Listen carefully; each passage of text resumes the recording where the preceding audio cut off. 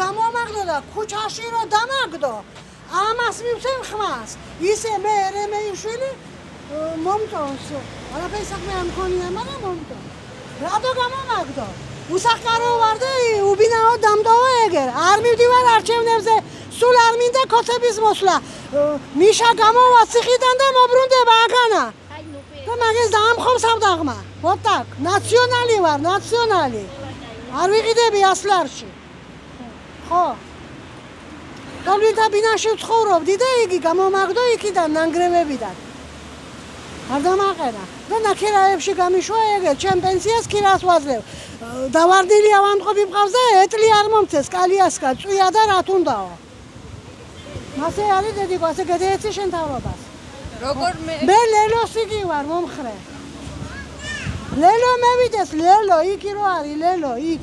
თბილისში ის ლელო მოვიდეს ახანაგიდა.